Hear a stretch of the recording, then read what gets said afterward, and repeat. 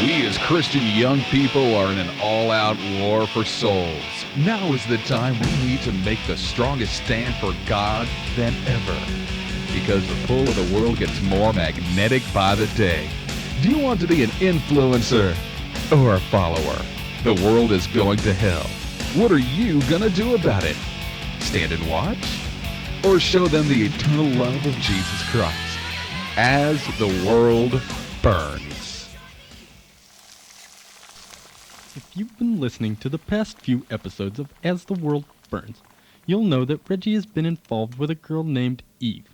And although both Reggie and Eve are Christians and love God, they fell into the trap of premarital sex. In our most recent episode, you heard. Why? What's up? Eve told me that you were the only one I could tell about this. Tell me about what? What's wrong? Is she okay?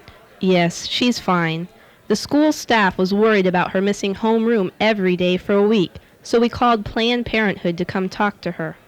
Planned what? Planned Parenthood? Why? It seems that Eve has all the symptoms of morning sickness. You mean Eve's pregnant? It sure looks that way. We now join Reggie in the middle of a phone conversation with his long-distance friend, Carl. Oh, hey, Reg. I'll definitely keep you in my prayers, eh? So, she wasn't pregnant at all, but they tried to give her an abortion anyway, eh? Yeah, man. I couldn't believe it when she told me that. So, is she alright? Yeah, dude. She's a tough chick. The night after I found out, God really convicted me to repentance. Man, if I only would have sought God's will for this relationship sooner. Would have saved a lot of hurt feelings, eh? Oh, yeah, you know it. But God, being the totally righteous person that He is, still showed His grace, mercy, forgiveness, and love throughout the entire gig. So now, where does that leave you and Eve, eh?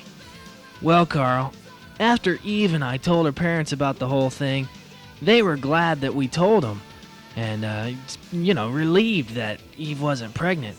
However, they also said that Eve and I couldn't see each other anymore. Oh, bummer, eh?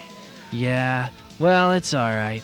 What's more important, though, is that we get our priorities straight again, with God as our guide, and Jesus being numero uno, you know? Well, Reg, I'm really glad to see your life is starting to pull back together. But you still need to counsel with an elder in your church or someone like Pastor Jim, eh? Well, I don't want to, but I will. I know it's right. Thanks, bro. You're awesome. Bye, Carl. Oh, it's been great talking to you, Reggie. Bye, eh? So, Reggie and Eve have to live with the consequence of their sin they have committed. The consequence of not seeing one another. However, they are both, shall we say, going steady with God. And now a word from the writer of As the World Burns, Scott Henry. Hi, I'm Scott Henry, and I'm not here to condemn or preach at you who have fallen into the trap of premarital sex, but I want us to compare two characters from the Bible, Mary, the mother of Jesus, and Samson. Samson was a man who had a gift from God and took it for granted, and because of his impurity, the divine gift that God gave to Samson was stripped away. Now let's think of Mary, a pure virgin and holy vessel before God. She was chosen to be the mother of God's one and only Son, only because of her purity.